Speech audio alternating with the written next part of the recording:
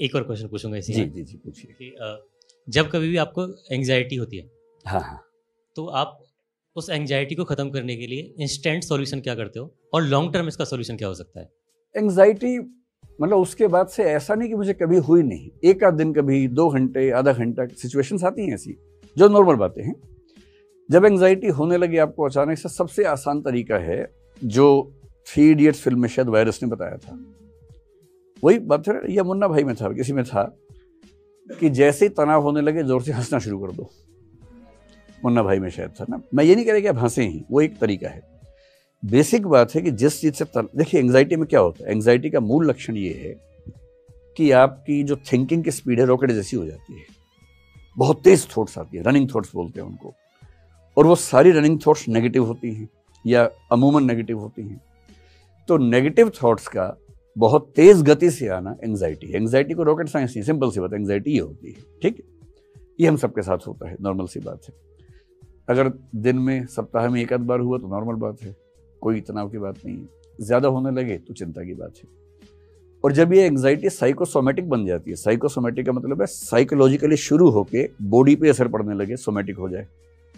जब आपको एंग्जाइटी की वजह से हाथ पैर में थोड़ी सनसनाहट होने लगे, झुंझुनाहट होने लगे, टिंगलिंग होने लगे, मतलब वाइब्रेशंस होने लगे, सिर में दर्द होने लगे, नींद नहीं आ रही, आप करवटें बदल रहे हैं लगातार, नींद आ ही नहीं रही आपको, ये अब केवल मामला मन का नहीं है, अब ये मन का असर शरीर पे होने लगा है, ये साइकोसोमेटिक मामला बन गया है, ये रिस्की बात है।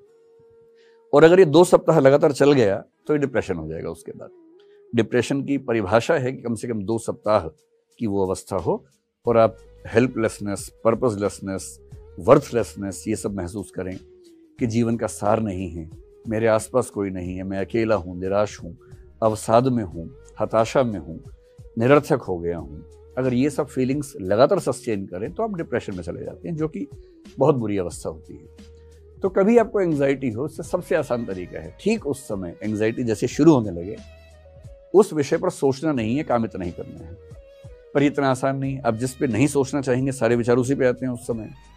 तो अगर मैं कहूँ कि मेडिटेशन कर लो, वो सब उस समय होता नहीं है, मुझसे तो नहीं होता है, आपसे शायद हो जाता हो, मुझसे तो नहीं होता है। तो सबसे अच्छा तरीका उस समय आपको फिल्म देखना शुरू कर दें या रील्स देखना शुरू कर दें। रील्स में ऐसे बहुत इंटरेस्टिंग इवेंट्स होते हैं 10-10 सेकंड के।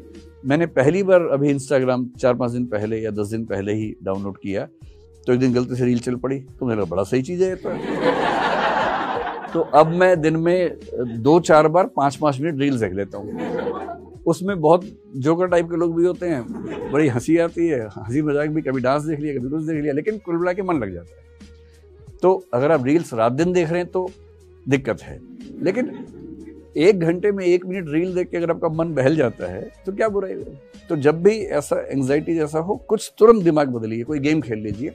सबसे अच्छा है रनिंग कर लीजिए या जॉगिंग कर लीजिए या तेज गति से चलिए। देखिए एंग्जाइटी नेगेटिव हार्मोन्स को बढ़ाएगी, इतना ही करना कि पॉजिटिव हार्मोन्स को ले आना है। और पॉजिटिव हार्मोन्स कैसे आते हैं, अगर किसी से मोहब्बत करते हैं उसको फोन कर दीजिए, ऑक्साइटोसिन रिलीज हो जाएगा। ऑक्साइटोसिन क्या है, लव हार्मोन है, उससे आप अच्छा फील करते हैं। या आप ऐसा कीजिए, थोड़ा तेज चलिए, भागिए, तो एंडोर्फिन्स रिलीज हो जाएंगे। एंडोर्फिन्स का मतलब है कि एक हैप्पी फीलिंग आती है एक्सरसाइज करने के बाद, डिप्रेशन टिक ही नहीं सकता उसके सामने। ये डोपामाइन है, जब आप अच्छे लोगों से मिलेंगे, कुछ अच्छा इंटरेस्ट से काम करेंगे तो वो रिलीज हो जाएगा। ये सेरोटोनिन बेसिकली एक हार्मोन है जो आपके मूड बैलेंसिंग करता है। ये 4 हार्मोन चाहिए, इनमें से जो सबसे आसान लगे उस समय। अकेले हैं, रनिंग, चलना शुरू कर दीजिए। किसी ऐसे व्यक्ति के साथ जिससे प्रेम करते हैं उसके साथ थोड़ा बैठ जाइए, अच्छा हार्मोन आया तो वो शांत हो जाएगा। इतना ही खेल है बस, और कोई ज्यादा